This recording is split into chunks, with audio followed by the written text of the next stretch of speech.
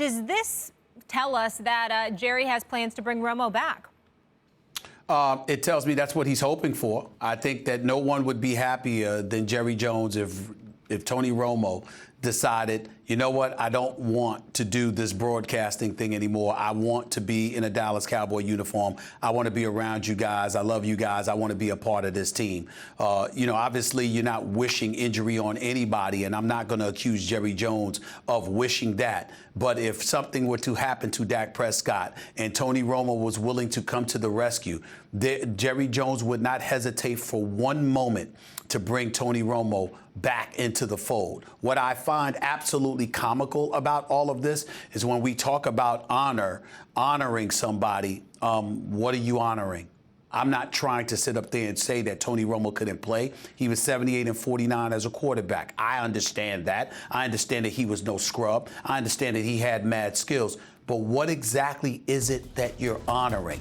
The fact that he won you a few regular season games? Max just finished telling us that don't really amount to much. It's what you do in the postseason. And he has 2 playoff victories in 8.5 years. I don't see what is there to honor about that, particularly when primetime Deion Sanders, a Super Bowl champion, Jimmy Johnson, a 2-time Super Bowl champion as your coach, have not been in the ring of honor for the Dallas Cowboys that I recall. So if you're going to honor folks, shouldn't it be them before it's Tony Romo? Shouldn't it be winners before people that you actually just like?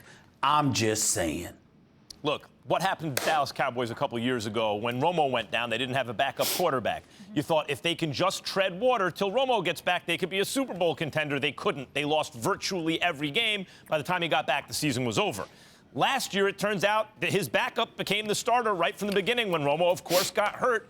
And Dak was great and didn't miss any time, and Romo never got into any games, although at a certain point he was healthy, and they had a hell of a backup quarterback in Tony Romo. The problem is, as much as they already had that line item, quarterback, set for the amount of money that they were actually paying Romo plus Dak, so the idea that, well, who cares who's starting and who's coming off the bench, that was already accounted for in the budget. The fact that they could then get greedy and say, well, what happens if we don't have Tony Romo as the backup? We get to then save all that money at the quarterback position, and we free up a roster spot. Well, okay, how do we do that? Well, we stash them in the broadcast booth, the way NBA teams stash players in Europe or Major League Baseball teams stash players in Double or Triple A.